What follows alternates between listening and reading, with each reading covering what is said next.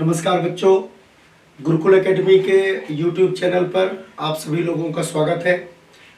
जैसा कि आप जानते हैं कि हम लोग वायुमंडल का अध्ययन कर रहे हैं और पिछले कुछ वीडियोज में हमने वायुमंडल के बेसिक्स के बारे में सीखे हैं और साथ ही साथ वायुमंडल में कितनी लेयर पाई जाती हैं, किस लेयर का कौन सा फंक्शन है, कौन सा काम है, ये सारी की सारी चीज़ें हमने अब तक वायुमंडल में पढ़ी हुई हैं।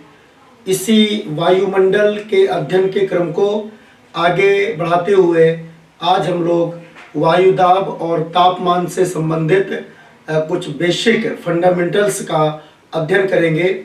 जैसे टेम्परेचर और टेम्परेचर को प्रभावित करने वाले कुछ कारक होते हैं। अक्षांश टेम्परेचर को प्रभावित करता है, कॉन्टिनेंटलिटी टेम्परेचर को प्रभावित करती है, एल्टीट्यूड यानी तुंगता टेम्परेचर को प्रभावित करती है, साथ ही साथ महासागरीय धाराएं इत्यादि भी टेम्परेचर को प्रभावित करने का कार्य करता है। तो आइए सीखते हैं कि टेम्परेचर को प्रभावित करने वाले कारक कौन कौन हैं और इनसे एग्जाम में किस प्रकार के क्वेश्चन पूछे जाते हैं। तो तापमान को प्रभावित करने वाले कारक, तापमान को प्रभावित करने वाले कारक।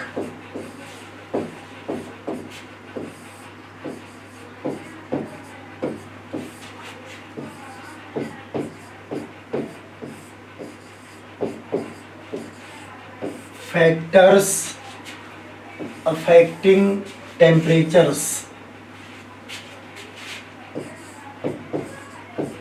Factors affecting temperature. तापमान को प्रभावित करने वाले कारकों में एक कारक है अक्षांश, लैटिट्यूड।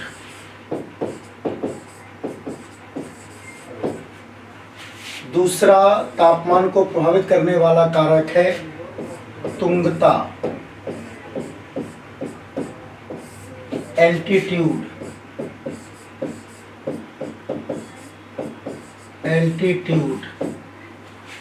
तीसरा तापमान को प्रभावित करने वाला कारक है महाद्वीपीयता,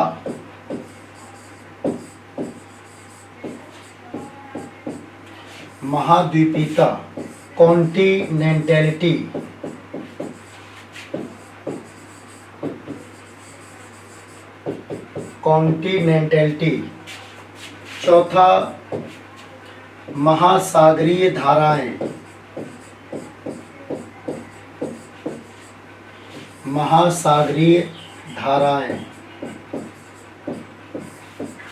ओशियनिक करंट्स,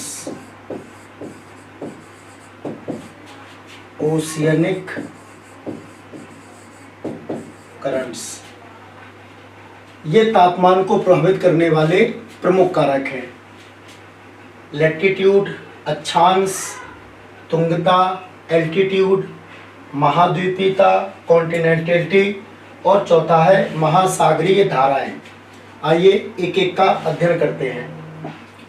सबसे पहले हम ये देखते हैं कि अक्षांश किस प्रकार से तापमान को प्रभावित करते हैं। हम सब जानते हैं कि निम्न अक्षांशों पर तापमान अधिक होता है और उच्च अक्षांशों पर तापमान कम होता है। सपोज दैट ये 0 डिग्री अक्षांश जिसे हम लोग इक्वेटर कहते हैं, इक्वेटर 23.5 नॉर्थ लैटिट्यूड, इसे कर्क रेखा या ट्रॉपिक ऑफ कैंसर कहते हैं। 23.5 साउथ लैटिट्यूड, इसे मकर रेखा या ट्रॉपिक ऑफ कैप्रिकॉर्न कहा जाता है। 66.5 north latitude, Arctic circle. 66.5 degree south, Antarctic circle. 90 degree north latitude, ये नॉर्थ पोल है, नॉर्थ पोल और 90 डिग्री साउथ लैटिट्यूड, जिससे हम साउथ पोल हमारा जहाँ पर है वहाँ पर 90 डिग्री साउथ लैटिट्यूड है। नॉर्थ पोल जहाँ पर है वहाँ पर 90 डिग्री और नॉर्थ लैटिट्यूड है। Equator 23.5 north latitude, 66.5 north latitude, 90 degree north latitude. तो हमें ये सीखना है बेटा कि यहाँ पर आमतौर पर टेम्परेचर ज़्यादा होगा और ध्रुवों या उपध्रुवीय क्षेत्रों में, पोलर और सब पोलर रीजन में टेम्परेचर हमारा कम होता है। तो एक निष्कर्ष निकल करके आता है कि अगर हम लोअर लैटिट्यूड से हाई लैटिट्यूड की ओर जाते हैं, अगर हम लोअर लैटिट्यूड से हाई लैटिट्यूड की ओर जाते हैं तो टेम्परेचर में कमी आती है। तो अक्षांश किस प्रकार से तापमान को प्रभावित करते हैं आपको सीखना है कि निम्न अक्षांशों पर लोअर लैटिट्यूड, निम्न अक्षांशों लोअर लैटिट्यूड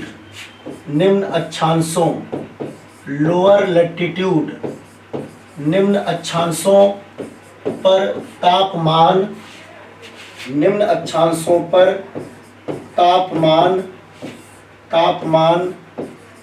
अधिक होता है, जबकि उच्च अक्षांशों पर तापमान कम होता है। उच्च अक्षांशों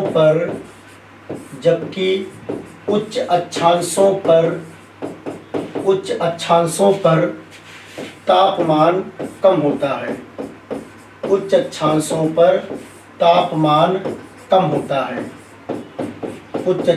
पर तापमान कम होता है। तो हमारे ग्लोब में अगर हम पृथ्वी में हॉरिजॉन्टली सतह पर निम्न अक्षांशों से उच्च अक्षांशों की ओर जाते हैं तो तापमान में कमी आती है। ठीक है, ये हमने सीख लिया। यानी इक्वेटोरियल क्षेत्रों में टेम्परेचर अधिक होगा, जबकि पोलर क्षेत्रों में टेम्परेचर कम होगा। यहाँ पर हाई टेम्परेचर होता है और यहाँ पर लो टेम्परेचर होता है। तो अगर हम निम्न अक्षांशों से उच्च अक्षांशों की ओर जाते हैं दोनों ही गोलार्धों में तो टेम्परेचर में कमी आती है। दूसरा, तुंगता किस प्रकार से टेम्परेचर को प्रभावित करती है। तुंगता को अंग्रेजी में एल्टीट्यूड कहा जाता है। और आप जानते हैं यदि हम ऊंचाई का मापन समुद्र तल से करते हैं तो ऐसी ऊंचाई ही तुंगता के नाम से जानी जाती है। यदि हम ऊंचाई का मापन सी लेवल से करते हैं, समुद्र तल से करते हैं, तो इस ऊंचाई को तुंगता कहा जाता है। और हम सब जानते हैं कि हमारी जो पृथ्वी की सतह है कुछ इस प्रकार से है। ठीक है, हमारी पृथ्वी की सतह पर कहीं पर ऊंचे ऊंचे पर्वत पाए जाते हैं, कहीं पर पठार, मैदान या सागर, महासागर पाए जाते हैं। तो सपोज दैट अगर ये सी लेवल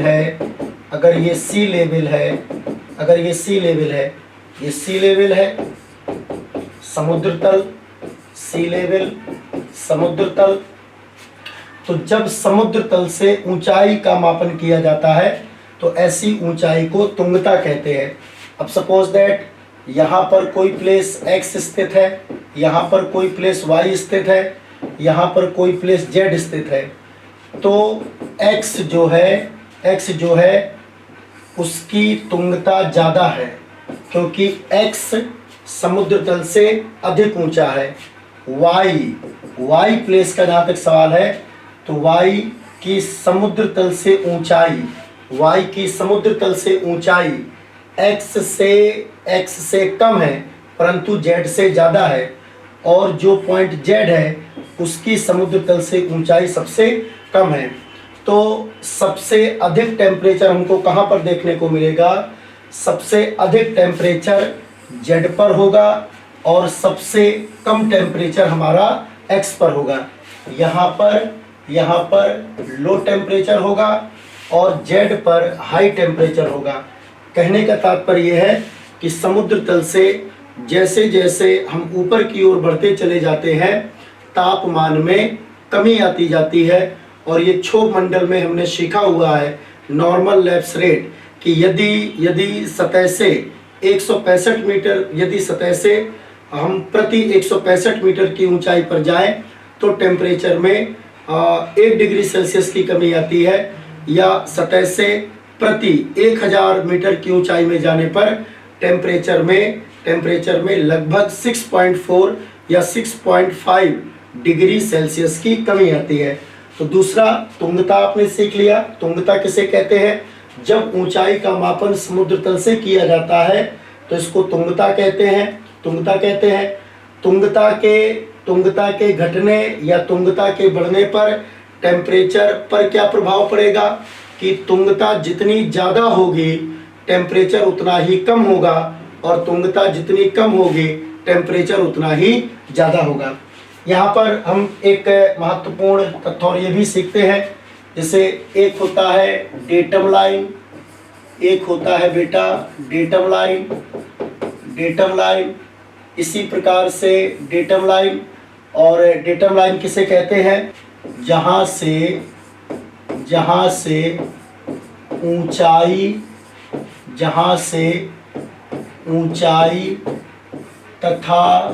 ऊंचाई तथा गहराई का मापन किया जाता है।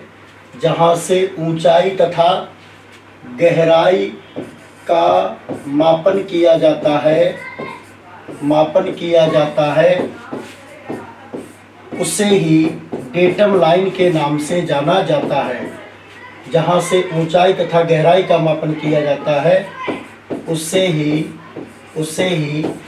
डेटम लाइन कहा जाता है। उसे ही डेटम लाइन कहा जाता है। सपोज दैट ये हमारी अर्थ की सरफेस है। इस प्रकार से अर्थ की सरफेस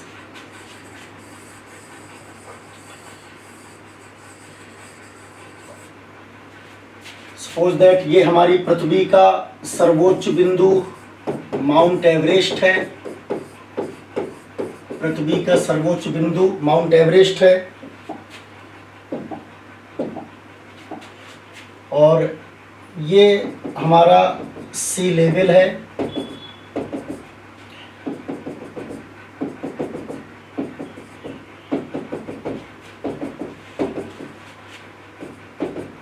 ये हमारा सी लेवल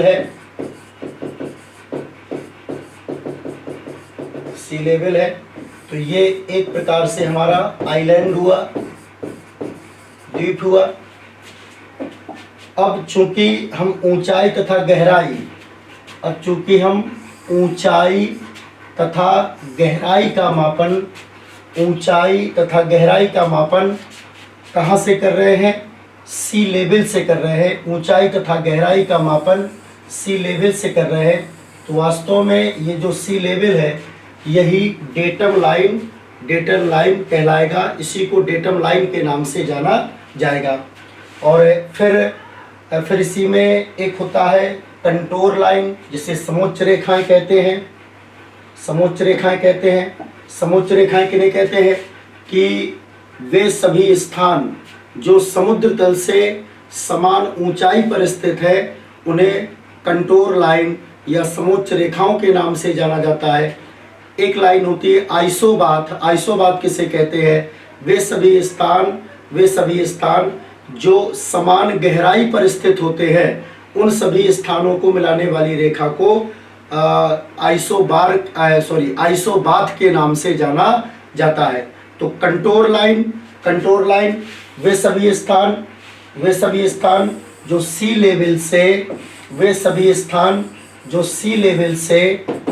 लेवल से समान ऊंचाई पर स्थित है वे सभी स्थान जो सी लेवल से समान ऊंचाई पर स्थित है, इन स्थानों को मिलाने वाली जो रेखा होगी उस रेखा को कहा जाएगा कंटूर लाइन। उस रेखा को कहा जाएगा कंटूर लाइन कहा जाएगा। और वे सभी स्थान जो सी लेवल से समान गहराई पर स्थित हैं, वे सभी स्थान जो सी लेवल से समान गहराई पर स्थित है, उन सभी स्थानों को मिलाने वाली रेखा आइसोबाथ के नाम से जानी जाएगी।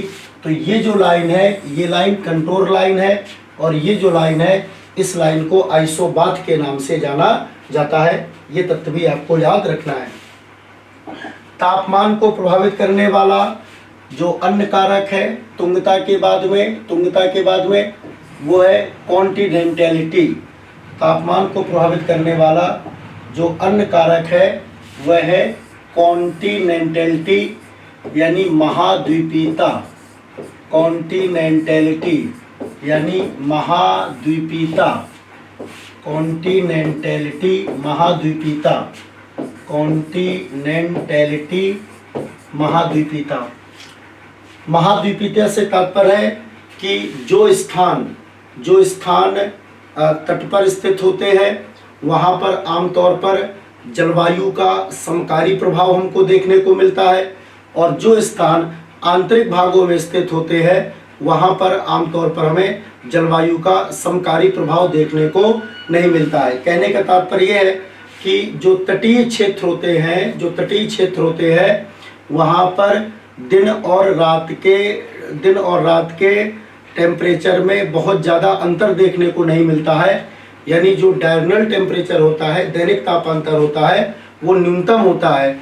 और जो भाग तट से दूर स्थित होते हैं, महाद्वीपों के अंदर स्थित होते हैं, वहाँ पर दिन और रात के टेम्परेचर में ज़्यादा अंतर देखने को मिलता है, अर्थात वहाँ पर दैनिक तापांतर ज़्यादा होता है। जैसे भारत है बेटा, तो भारत में हमने एक केस मुंबई का लिया। भारत में हमने एक केस मुंबई का लिया और दूसरा केस हमने दिल्ली का लिया। भारत में एक केस हमने मुंबई का लिया और दूसरा केस हमने दिल्ली का लिया। ये मुंबई है, सपोज दैट ये मुंबई और यहाँ पर ये दिल्ली है, मुंबई और दिल्ली है। तो दिन और रात के तापमान में अंतर सबसे ज़्यादा, यानी कि यहाँ पर डी पर दैनिक तापांतर ज़्यादा होगा और एम पर दैनिक तापांतर कम होगा। डायरनल टेम्परेचर दिल्ली में ज़्यादा होगा और जो डायरनल टेम्परेचर है वो मुंबई में कम होगा, क्योंकि मुंबई तट पर स्थित है और दिल्ली तट से दूर महाद्वीप के आंतरिक भाग में स्थित है। इस तत्व को भी आप याद रखेंगे। यानी कि जैसे स्थानों की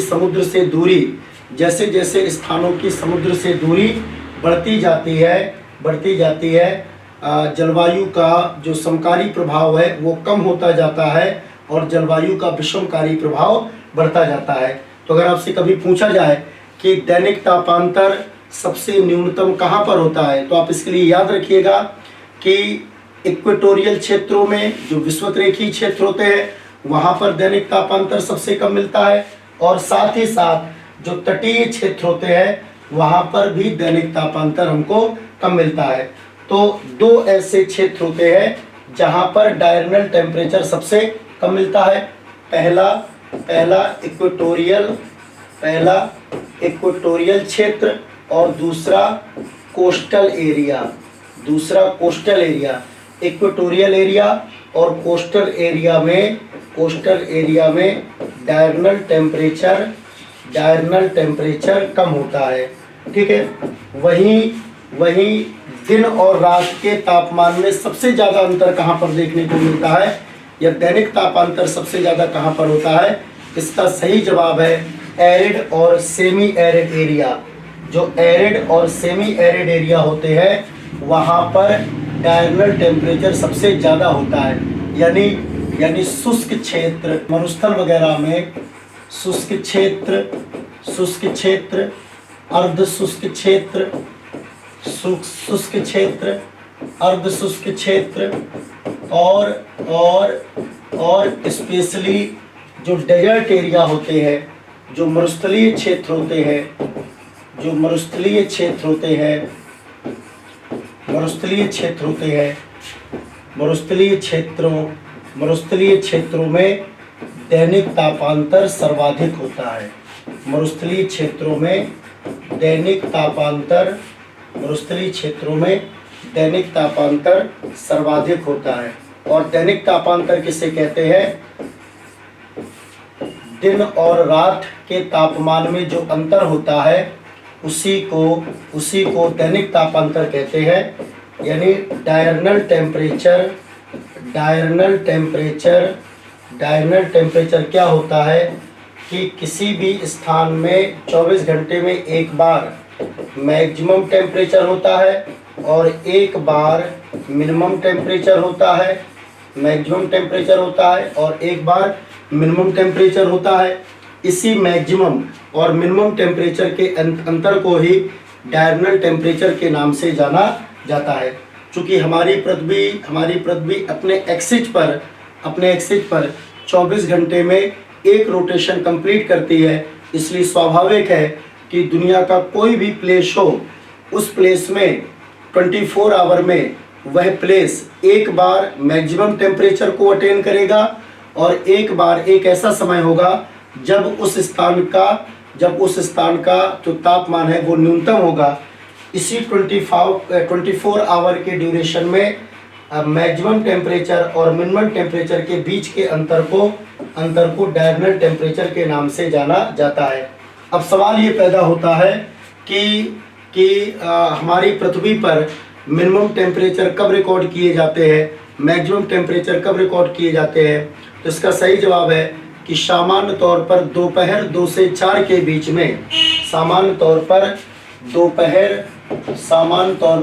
दोपहर 2 से 4 के बीच, दोपहर 2 से 4 के बीच, दोपहर 2 से 4 के बीच पृथ्वी पर सर्वाधिक तापमान, पृथ्वी पर सर्वाधिक तापमान और सुबह 4 से 5 के बीच, और सुबह 4 से 5 के बीच, और सुबह 4 से 5 के बीच न्यूनतम तापमान, सुबह 4 से 5 के बीच न्यूनतम तापमान रिकॉर्ड किए जाते हैं, न्यूनतम तापमान रिकॉर्ड किए जाते हैं। ये तथ्य आपको याद रखना है। कोई भी प्लेस हो तो सामान्य तौर पर ये हमारी धारणा होती है कि जो हमारी पृथ्वी पर मैक्सिमम टेम्परेचर है वो दोपहर को 12 बजे होता होगा, तो ऐसा नहीं है। दोपहर को 12 बजे हमारी पृथ्वी पर मैक्सिमम टेम्परेचर रिकॉर्ड नहीं किए जाते हैं, बल्कि दोपहर 2 से 4 के बीच में पृथ्वी पर मैक्सिमम टेम्परेचर होता है और सुबह 4 से 5 के बीच में न्यूनतम तापमान रिकॉर्ड किए जाते हैं। हाँ, ये बात सत्य है कि हमारी पृथ्वी सूर्य से सर्वाधिक मात्रा में सूर्यातप दोपहर को 12 बजे प्राप्त करती है। यानी सूर्य से सर्वाधिक मात्रा में सूर्यातप दोपहर को 12 बजे मिलता है, क्योंकि उस समय पर सूर्य की किरणें तिरछी नहीं पड़ रही होती हैं, उस समय पर सूर्य की किरणें सीधी पड़ रही होती हैं। इसलिए दोपहर के समय पर सबसे अधिक मात्रा में ऊष्मा मिलती है पृथ्वी को। लेकिन इस ऊष्मा को टेम्परेचर में कन्वर्ट होने के लिए कुछ समय लगता है। यही कारण है कि ऊष्मा तो दोपहर को 12 बजे सबसे ज़्यादा मिलती है और इस ऊष्मा को टेम्परेचर में कन्वर्ट होने के लिए कुछ समय लगता है। और यही कारण है कि मैक्सिमम टेम्परेचर दोपहर 12 बजे प्राप्त ना होकर के 2 से 4 बजे मिलते हैं। और इसी प्रकार से न्यूनतम तापमान पृथ्वी पर रात को 12 बजे रिकॉर्ड ना करके सुबह 4 से 5 के बीच में रिकॉर्ड किए जाते हैं। अगर आपसे ये पूछा जाए कि अब तक सबसे ज़्यादा तापमान कहाँ पर रिकॉर्ड किया गया है, तो अगर आप एनसीईआरटी में देखें तो एनसीईआरटी में एक स्थान का जिक्र है जिसका नाम है अल अजीजिया, जिसका नाम है अल अजीजिया। अल अजीजिया ये लीबिया में एक जगह है, लीबिया में जगह है। एनसीईआरटी के अनुसार अब तक दुनिया में सबसे अधिक तापमान अल अजीजिया में रिकॉर्ड किया गया है, लेकिन जो लेटेस्ट स्टडी है वो ये बताती हैं कि यूएसए की जो मृत घाटी है, यूएसए की मृत घाटी डेथ वैली, यूएसए की मृत घाटी डेथ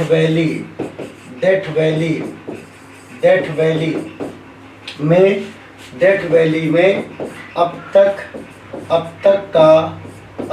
का सर्वाधिक तापमान रिकॉर्ड किया गया है। यूएसए की डेथ वैली में अब तक का सर्वाधिक तापमान रिकॉर्ड किया गया है।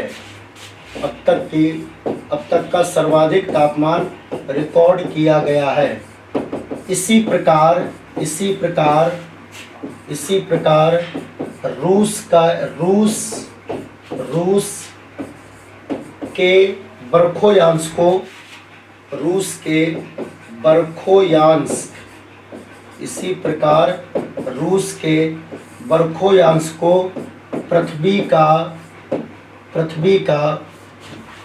रूस के बरखोयांश को पृथ्वी का सबसे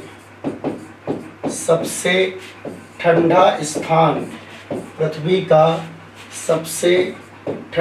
स्थान घोषित किया गया है। रूस के बरखोयांश को पृथ्वी का सबसे ठंडा स्थान घोषित किया गया है। यानी कि दुनिया में सबसे ज़्यादा टेम्परेचर कहाँ पर रिकॉर्ड किया गया है? अल अजीजिया और यूएसए की मृत घाटी। जबकि दुनिया का सबसे ठंडा स्थान कौन सा है? तो आप बताएंगे दुनिया का सबसे ठंडा स्थान बरखोयांश है, और बरखोयांश में अब तक दुनिया का सबसे कम टेम्परेचर रिकॉर्ड किया गया है। नेक्स्ट, टेम्परेचर को प्रभावित करने वाले कारकों में एक महासागरीय धाराएं भी है। महासागरीय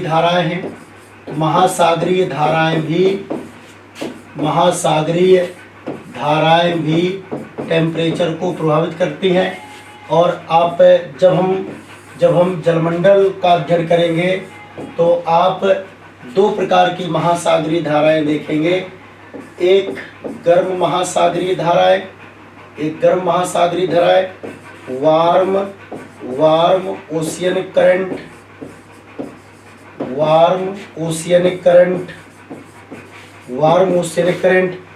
और दूसरा ठंडी महासागरीय धाराएं, कोल्ड ओशियनिक करंट।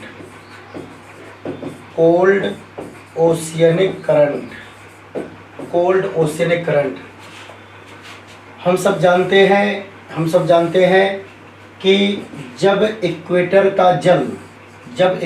का गर्म जल ध्रुवों की ओर प्रवाहित होता है तो ऐसी महासागरीय धारा को गर्म महासागरीय धारा कहते हैं।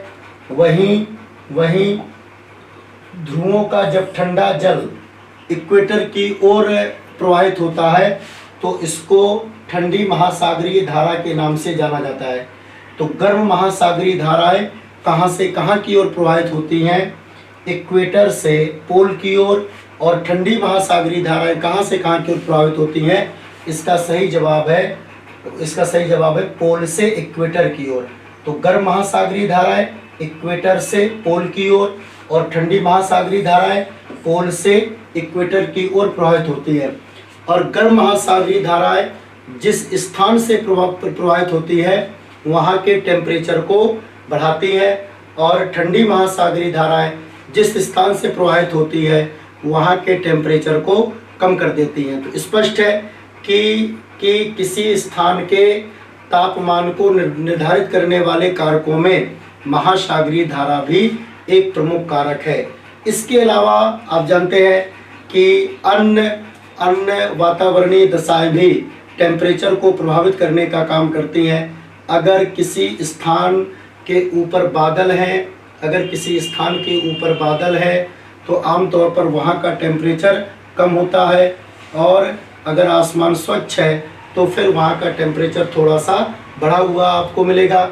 ऐसे ही प्राकृतिक वनस्पति, वनावरण, नेचुरल वेजिटेशन, ये अन्य कारक है जो टेम्परेचर को प्रभावित करने का काम करते हैं।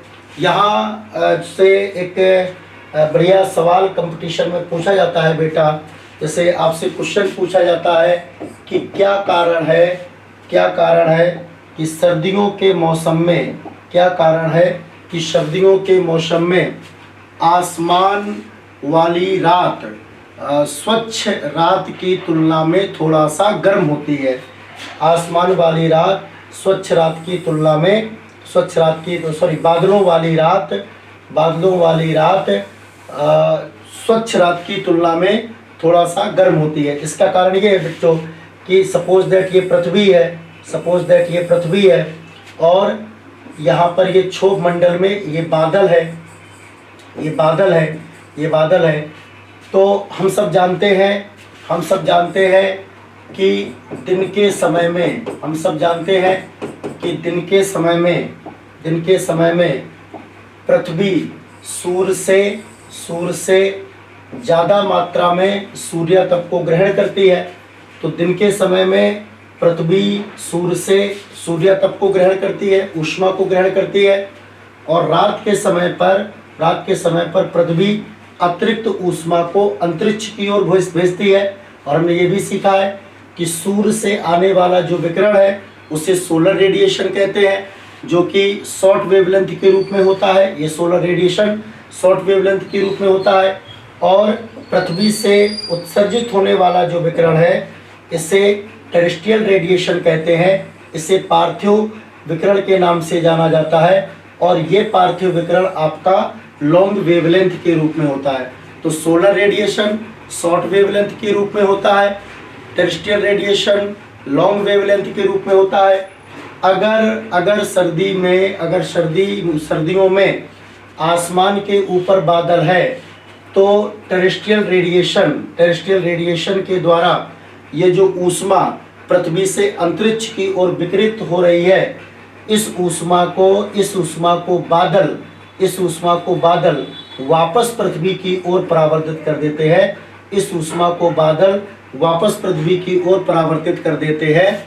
यही कारण है कि सर्दियों में मेघाच्छादन वाली रात साफ और स्वच्छ रात की तुलना में थोड़ा सा गर्म होती है। ठीक है, तो ये कुछ तापमान को प्रभावित करने वाले कारक है। नेक्स्ट एयर प्रेशर को हम सीखेंगे बेटा, वायुदाब। अगला जो हमारा कॉन्सेप्ट है वो वायुदाब को लेकर के है। एयर प्रेशर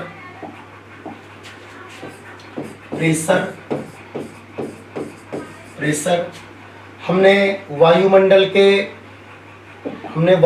के पिछले लेक्चरों में या पिछले वीडियोज में ये सीखा है कि वायुदाब किसे कहते हैं। तो हमने सीखा है कि हमारी पृथ्वी के चारों ओर जो वायुमंडल पाया जाता है, इस वायुमंडल में गैसें पाई जाती हैं। गैसों का अपना भार होता है और गैसें इस भार के कारण एक प्रकार का दबाव डालती हैं। इसी को वायुदाब के नाम से जाना जाता है। और हमने ये भी सीखा है बच्चों कि जो सामान्य वायुदाब होता है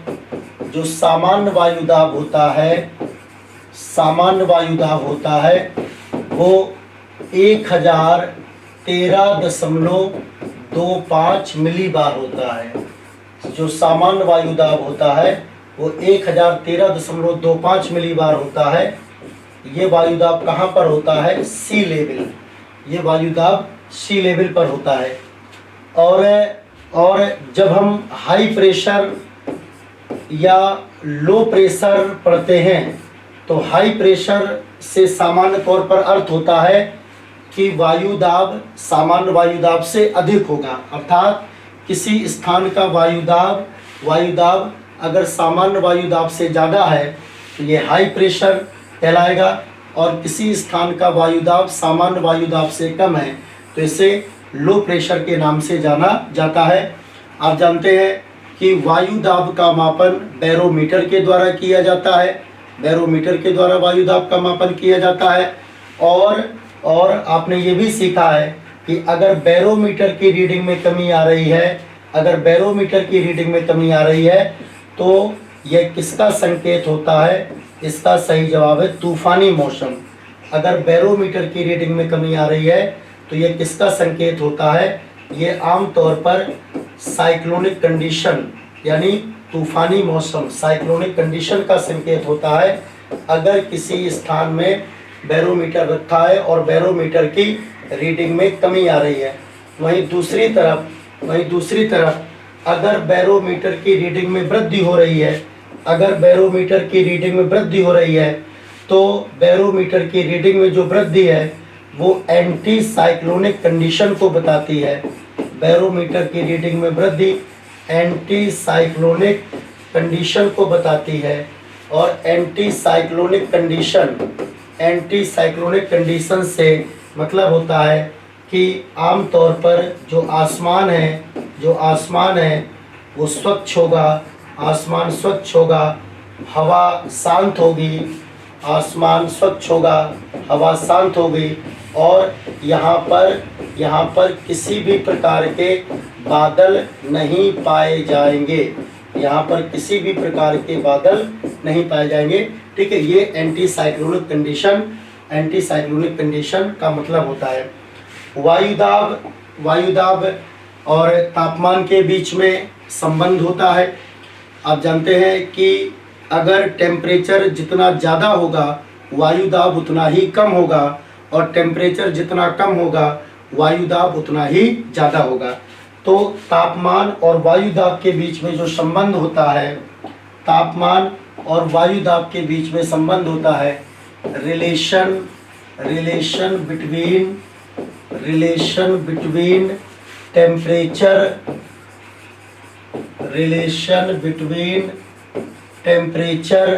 एंड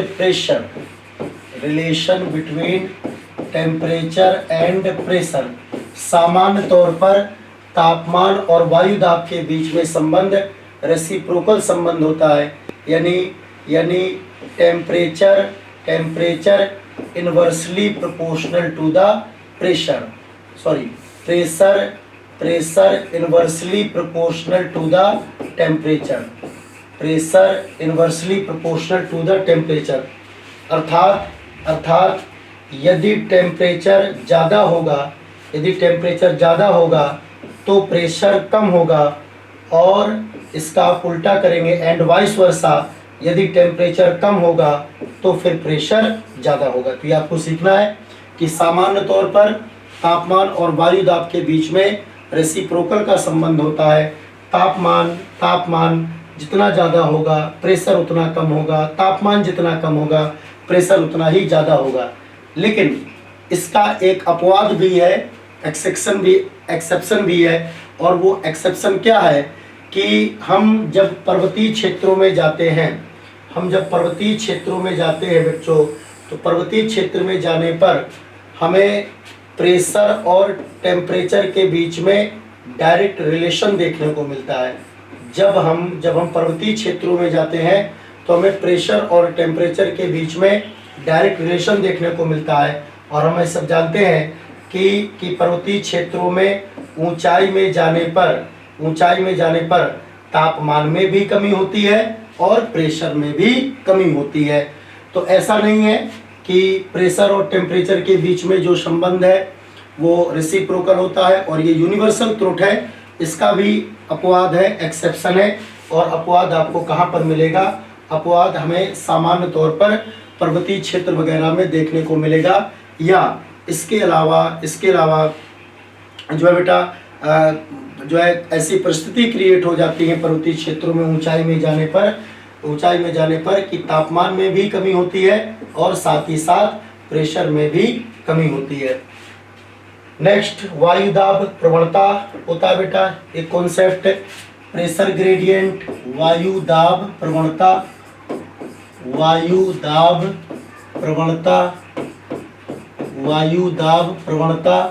प्रेशर ग्रेडियंट, वायु दाब प्रवणता, pressure gradient pressure gradient. Pressure gradient किसे कहते हैं? प्रेशर ग्रेडियंट किसे कहते हैं? दो स्थानों के बीच वायु दाब में जो अंतर होता है, दो स्थानों के बीच वायु दाब में, दो स्थानों के बीच वायु दाब में जो अंतर होता है, दो स्थानों के बीच वायु दाब में जो अंतर होता है, उसे ही वायु दाब प्रवणता कहते हैं। दो स्थानों के बीच वायु दाब में जो अंतर होता है, उसे ही वायु दाब प्रवणता कहते हैं। सामान्य तौर पर हवाओं की जो गति है वो वायु दाब प्रवणता पर निर्भर करती है।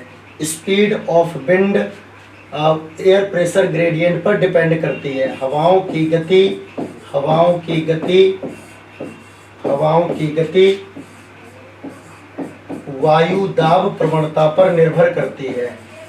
हवाओं की गति वायु दाब प्रवणता पर, हवाओं की गति वायु दाब प्रवणता पर निर्भर करती है। हवाओं की गति वायु दाब प्रवणता पर निर्भर करती है।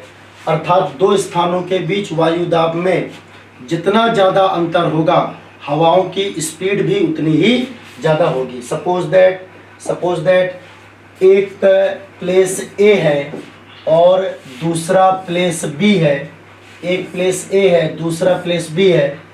यहाँ पर वायुदाब 990 मिलीबार है, यहाँ पर वायुदाब 1000 मिलीबार है। तो यहाँ पर जो प्रेशर ग्रेडियंट आया वो आया 10, प्रेशर ग्रेडियंट आया 10। और इस केस में हवाएं कहाँ से कहाँ की ओर चलेंगी? इस केस में हवाएं बी से ए की ओर चलेंगी। और ये रूल होता है बच्चों कि हमेशा हवा हाई प्रेशर से लो प्रेशर की ओर ही चलती है। जैसे बी प्लेस है तो बी प्लेस पर वायुदाब 1000 मिलीबार है और ए प्लेस पर वायुदाब 990 मिलीबार है। तो आप बताइए कि दो स्थानों में से किस स्थान का वायुदाब ज़्यादा है?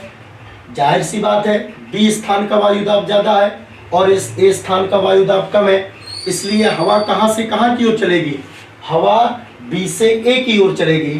तो आपको इसमें से नोट करना है कि हवा या वायु हमेशा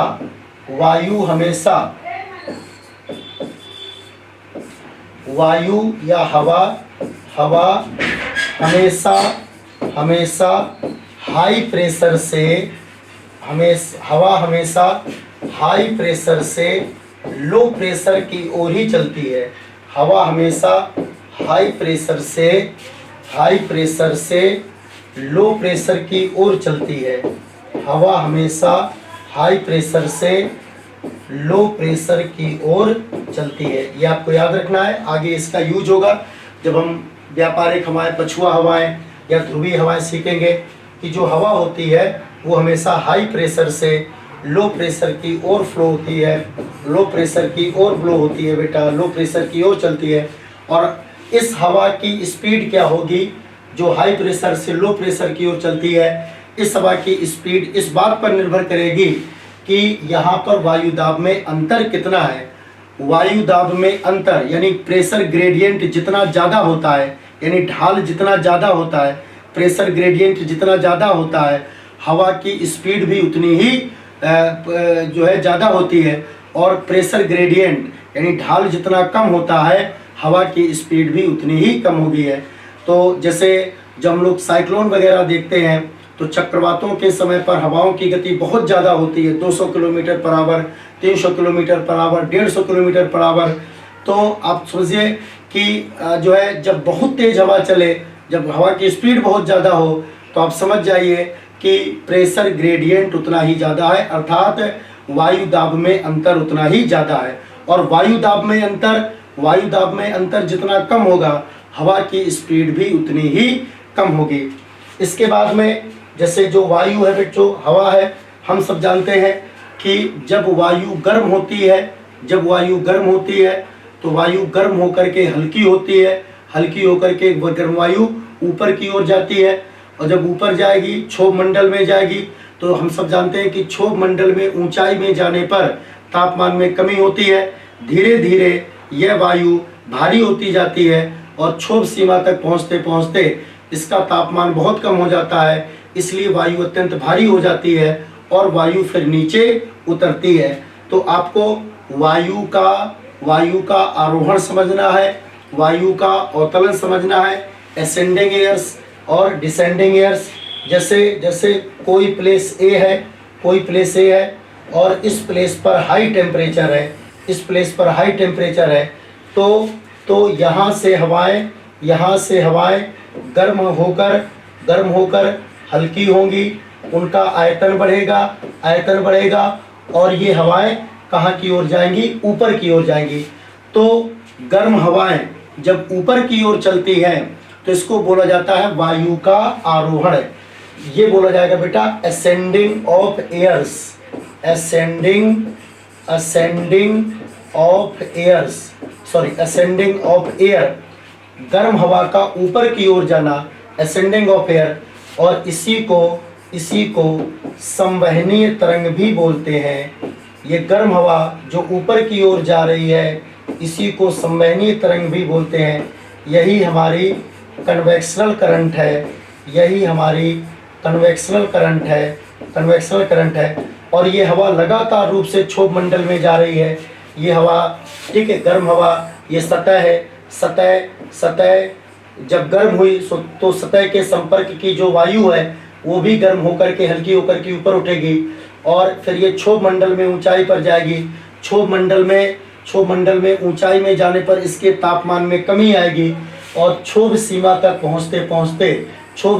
पहुंचते ये हवा ठंडी हो जाएगी, ठंडी होकर के भारी होगी और भारी होकर के फिर किसी न किसी प्लेस पर उतरेगी।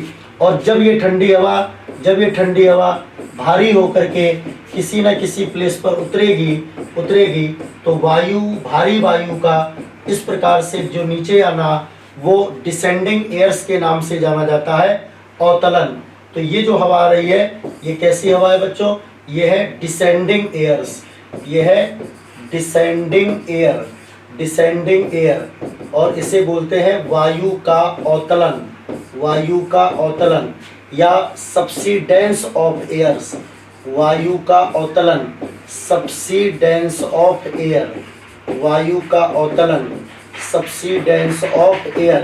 ठीक, तो मान लीजिए ये हवा बी पर उतरी, चूंकि ए पर टेम्परेचर ज़्यादा था, हवा गर्म होकर के हल्की होकर ऊपर गई क्षोभ सीमा तक, फिर इसके बाद में ये हवा ठंडी होकर के नीचे उतरी। किस स्थान पर नीचे उतरी? बी स्थान पर नीचे उतरी। तो आपको ये सीखना है कि जहाँ पर भी ये हवा नीचे उतरती है वहाँ के वायुदाब को बढ़ा देती है। तो अभी हमने तापमान और वायुदाब के बीच में संबंध सीखा था कि टेम्परेचर वायुदाब के बीच में संबंध कैसा होता है, रेसिप्रोकल रिलेशन होता है। अगर हाई टेम्परेचर है तो फिर यहाँ पर लो प्रेशर होगा, हाई टेम्परेचर है लो प्रेशर होगा, ठीक है। और ये बी प्लेस पर यही वायु ठंडी होकर के नीचे उतर रही है तो फिर यहाँ पर प्रेशर कैसा हो जाएगा बच्चों? यहाँ पर प्रेशर हो जाएगा हाई प्रेशर, ठीक है। और चूंकि यहाँ पर अब हाई प्रेशर है तो हवा बी की ओर नहीं बहेगी, हवा बी से दूसरे स्थानों की ओर बहेगी। इसलिए बी पर कैसी कंडीशन होगी? Anti cyclonic condition. तो जहाँ पर वायु का अवतलन होता है, जहाँ पर वायु का अवतलन होता है वहाँ पर एंटी साइक्लोनिक कंडीशन पाई जाती हैं। और हम इसे आगे चल कर के देखेंगे भी कि दुनिया में बहुत सारे ऐसे मरुस्थल हैं, जैसे भारत में थार का मरुस्थल, सऊदी अरब का मरुस्थल। इन मरुस्थलों का कारण है कि यहाँ पर हवाओं का अवतलन होता है और चूंकि हवाओं का अवतलन होता है इसलिए यहाँ पर एंटी साइक्लोनिक कंडीशन पाई जाती है। आसमान के ऊपर आमतौर पर जो है बादल वगैरह बरसने वाले नहीं बनते हैं बेटा, इसलिए यहाँ पर वर्षा नहीं होती है, ठीक है। और आगे चल कर के हम इसी का यूज वायुदाब पेटियों में भी करेंगे। तब तक आप इन कॉन्सेप्टों को सीखे रहें और जब भी आप इन वीडियोज़ को देखें तो अपने साथ में पेन, पेपर, मैप इत्यादि सब लेकर के बैठें। जो भी चीज़ें आपको महत्वपूर्ण लगती हैं उन सब चीज़ों को आप जो है नोट्स बनाते चलिए। और अगर आपको कोई सुझाव देना है या आपको जो है किसी भी प्रकार के हम कम्युनिकेशन की आवश्यकता है तो आप हमारा ये टेलीग्राम चैनल ज्वाइन कर सकते हैं ओम गुरुकुल एकेडमी के नाम से ही। हाँ, एक आपको तथ्य में थोड़ा सा करेक्शन करवाना है। पिछले वीडियो में भूलवश, मानवीय भूल के कारण हमने किगाली समझौते को वर्ष 2018 में बताया था और ये कहा था कि रवांडा की राजधानी किगाली में 2018 में किगाली समझौता हुआ था। बेटा वो 2018 नहीं 2016 है। और हमने ये कहा था कि जो 1987 में मॉन्ट्रियल प्रोटोकॉल हुआ था जिसमें CFC के उत्सर्जन में कटौती और प्रतिबंध की बात कही गई थी, उसी मॉन्ट्रियल प्रोटोकॉल के तहत 2018 में नहीं बल्कि वर्ष 2016 में रवांडा की राजधानी किगाली में हाइड्रोजन फ्लोरोकार्बन के उत्सर्जन पर प्रतिबंध और कटौती करने के लिए ये किगाली समझौते पर हस्ताक्षर किए गए थे और जिसको भारत ने वर्ष 2021 में रेटिफाई भी कर दिया है।